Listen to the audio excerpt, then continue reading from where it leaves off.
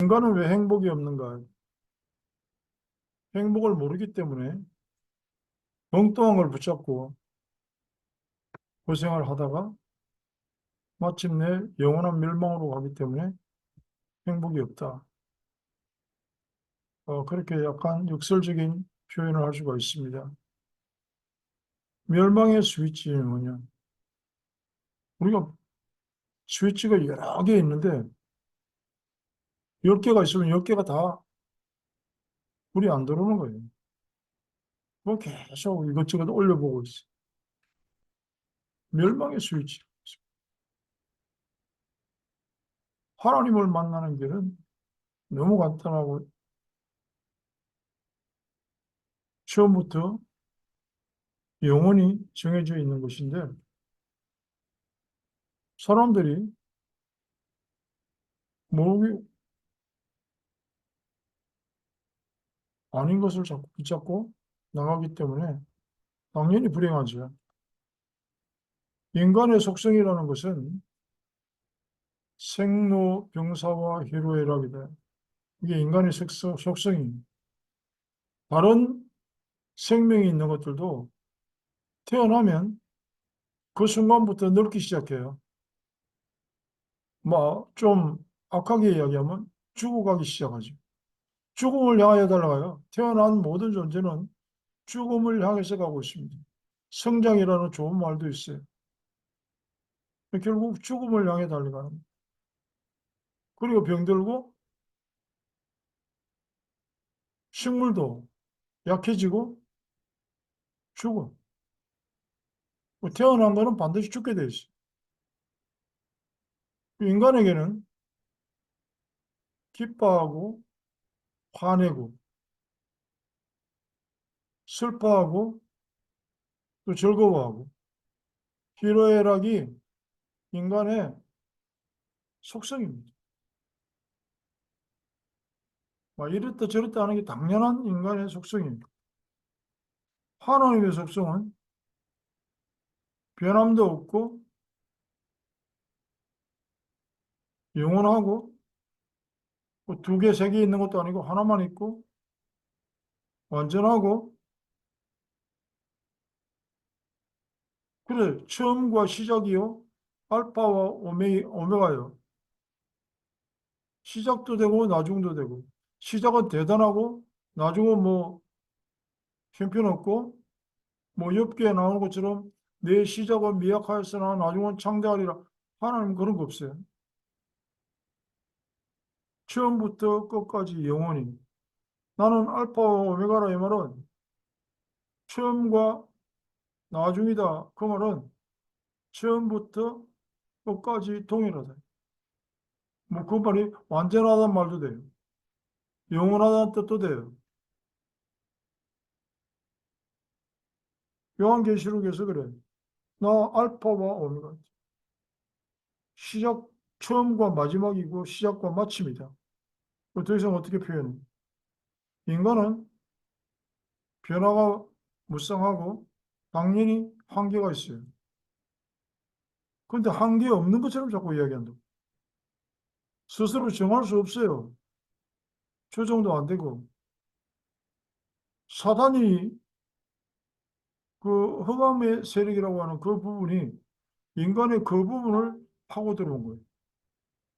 당연히 변화해야 되고 조정도 못하고 정신 못 차리고 그래서 하나님 그늘에서 살아야 되는데 그렇지 않다고 유혹한 거예요. 넌 지금 다 가지고 있는데 하나님이라고 하는 끈을 끊어버려라. 내가 가끔 연날리는 예화를 듭니다. 연이 하늘 높이 그야말로 끝건데 없이 날아가는데 딱 보니까 이 실만 끊어지면 더 멀리 갈 수 있을 거거든. 연날리는 사람이 실을 가지고 지를 당겼다 안 왔다 이런단 말이야. 실만 끊어지면 될 것 같아. 그 인간에게 파고든 사단의 유혹이 그겁니다. 실만 끊어지면 원 없이 한없이 날아갈 것 같은데 그 실이 딱 끊어졌어. 만세 할렐루야 막 날아가죠. 어디까지? 머지않아서 땅에 처박힐 때까지. 인간이 놓친 게 그 부분입니다. 하나님과 같이 되라. 영혼에 대한 도전이죠. 처음 하나님과 같이 되라. 스스로 판단하고 결정하고 영혼이 지금부터는 그 하나님의 음성에는 신경 쓰고 그게 안 해도 된다.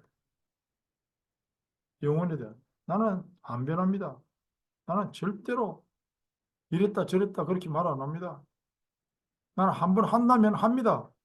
무슨 옛날에 박정희 대통령을 쏜 김재기도 아니고 나는 하면 한다면 합니다. 같이 성경 공부하던 어떤 집사님이 오면 툭하면 누구누구 막 이러면서 욕을 해요. 왜 그러냐? 사람이 말이야. 말과 행동이 다르다는 거예요. 집사님, 사람은 말과 행동이 달라야 돼요. 말과 행동이 똑같으면 그거는 하나님입니다. 당연히 달라야죠. 같을 수가 없어요. 하나님은 미리 말씀하시고 반드시 성취하시고 그 영혼에 대한 도전을 사단이 시켰습니다. 그래서 천년을 살 것처럼 철저하게 준비하고 우리가 준비를 얼마나 잘하면 인생을 살아가는데 문제가 안 생기고 살까요? 영원히 살까요? 아니, 100년도 제대로 못 사는 주제에 한 천년을 살 것처럼 한치의 오차도 없이 무너지지 않게 벽돌을 만들고 견고히 하자. 돌 대신에 벽돌을 하고 하나님이 주시는 역청으로 진흙을 대신하고 성과 탑을 건설해서 하늘 꼭대기에 우리 이름을 내고 우리 후손들이 영원히 거기서 살 수 있도록 누구 마음대로 한 치 앞도 못 보는 인간이 영혼을 향해서 도전하는 게 창세기 11장입니다. 어리석기 짝이 없어. 성경을 우리가 아니까 이런 이야기도 하는 거고 성경을 모르는 사람은 이런 이야기 해도 안 통하죠. 그게 무슨 말이야? 어쩌라고? 사람이 그러면 최선을 다해야지. 준비하고. 그럼 준비 안 하고 마냥 놀아란 말이냐? 대화가 시작이 안 되죠. 두 번째, 하나님과 같이 되라. 완전성에 대한 도전입니다. 너희가 그것을 먹는 날에는 눈이 밝아져 하나님과 같이 되어 선악을 알 줄 하나님이 아십니다. 하나님이 한 가지 너희들을 영원히 부리기 위하여 약점으로 그 선악과를 못 먹게 한 거야. 그걸 먹으면 하나님 역할이 없어져. 그럼 하나님 심심하잖아. 그러고 네가 하나님처럼 돼버리면 더 이상 하나님이 간섭도 못해. 그래서 그걸 못 먹게 한 거예요. 습득력이 있어요. 그러면서 네가 아직도 부족한 딱 한 가지가 스스로 설 수 없잖아. 너 하나님이랑 끈에 매달려 있잖아. 꺼내라. 하나님의 음성을 언제까지 그렇게 듣고 너같이 위대한 존재가 잡혀서 살래. 원인과 결과를 확실히 알려주고 따먹어라. 죽는 게 아니다. 하나님 나한테 거짓말한 거야. 죽는 게 아니고 하나님이 마지막 남은 한 가지 99% 주고 나머지 한 가지 1%안 준 게 그거란 말이야. 그것만 따먹으면 끝이야. 독립해라. 이게 완전성에 대한 도전을 하는 게 방주를 짓기 전에 하나님이 한탄하셨더라. 인간을 지으심을 한탄하셨다. 그 말 속에는 이것들을 너무 똑똑하게 지어가지고 하는 짓이 완전히 지멋대로 하고 지가 하나님 자리에 서고 하나님의 아들들이 사람의 딸들을 뭡니까? 불신자와 오늘날로 표현하면 하나님의 자녀, 섞일 수 없는 두 존재가 막 혼합이 돼요. 그 어떻게 할 방법이 없어. 알곡과 가라지를 한꺼번에 불태우거나 그거 가라지 골라내다가 알곡도 다칠 수가 있으니까 냅두라 그런 것처럼. 아니야, 그냥 이거 싹 썰어버리면 되겠다. 싹 썰고 다시 만들자. 하나님의 완전성에 대한 도전. 시집가고 장가가고 마음에 드는 여자 있으면 데리고 오고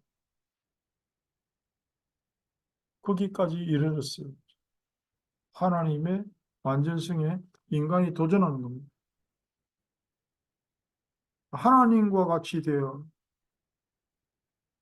하나님과 같이 되자. 유일성에 대한 도전. 세 번째, 처음도 나중도 시작도 끝도 다를 수 없는 하나님의 속성을 어떻게 인간이 이해를 해요? 그걸 자꾸 인간이 따라가려고 그래요. 따라가려고 그러면 안 돼요. 인간이 하나님 흉내 내려고. 인간은 머리하고 몸통하고 발하고 다리하고 처음하고 시작하고 나중하고 끝하고 다 달라야 돼. 그게 인간입니다. 근데 그걸 자꾸 하나님 흉내를 내요.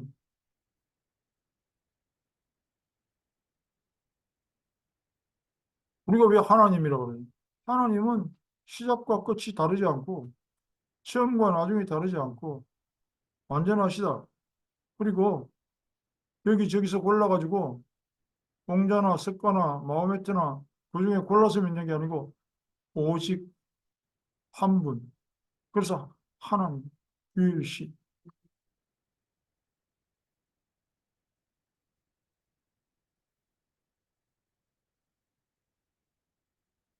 우리는 그러면 지금 어떤 부분에서 하나님과 같이 되라 이 부분을 도전하고 있고 하나님의 말씀에 대하여 범하고 있는 것.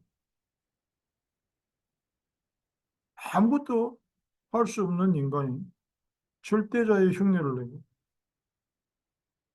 흉내 내다가 나중에는 지가 착각하면 아예 하나님 노릇을 하고 그러니까 종도 아닌데 종 노릇하며 살 수밖에 없어요. 하나님 노릇을 하려고 하는 순간 사단의 종이 돼버리고 창세기 3장의 그 역사가 그대로 이루어집니다.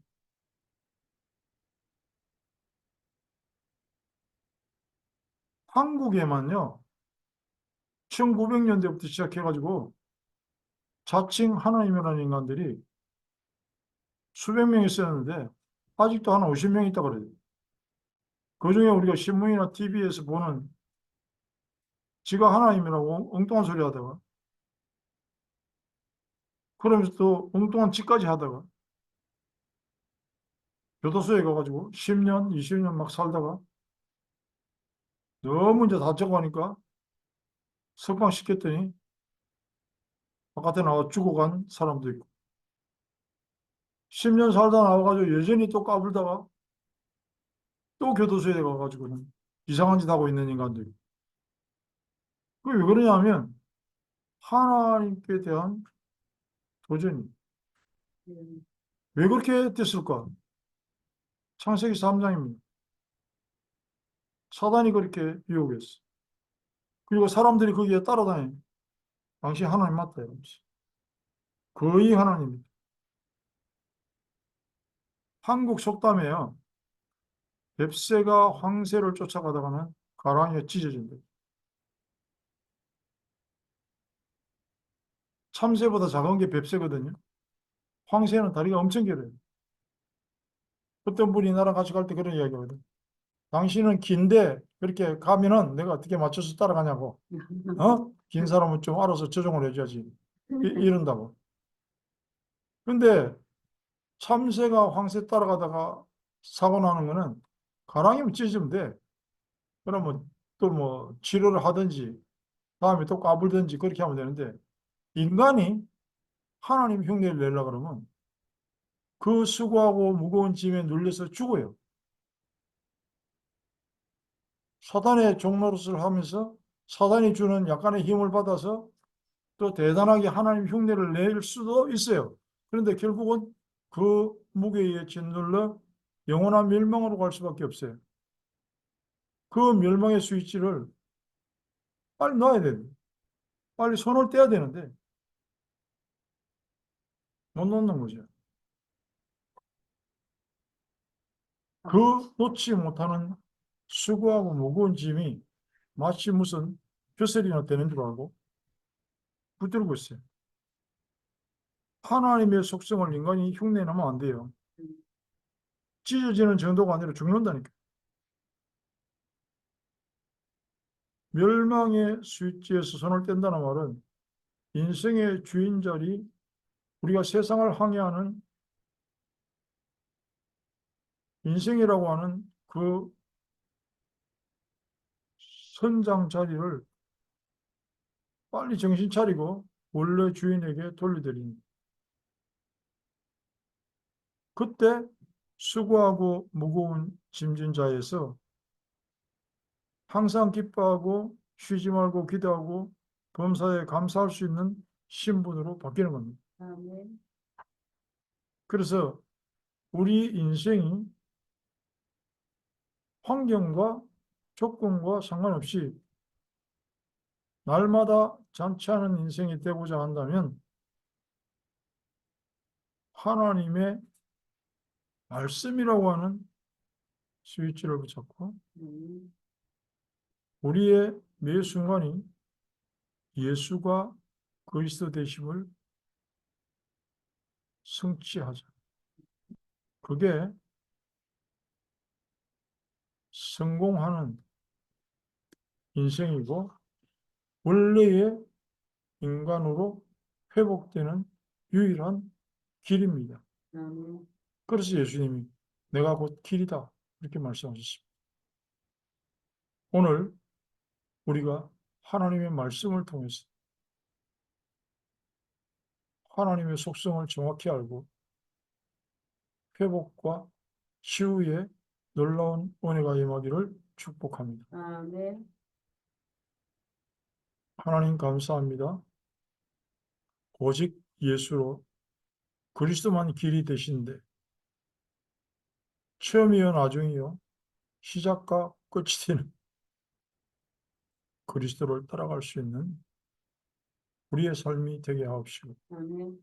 그 일을 위하여 하나님 앞에 온전히 정성과 마음과 뜻을 다하는 사랑하는 성도들 위해 우리 주 예수 그리스도의 은혜와 하나님의 사랑과 성령의 완벽하신 인도가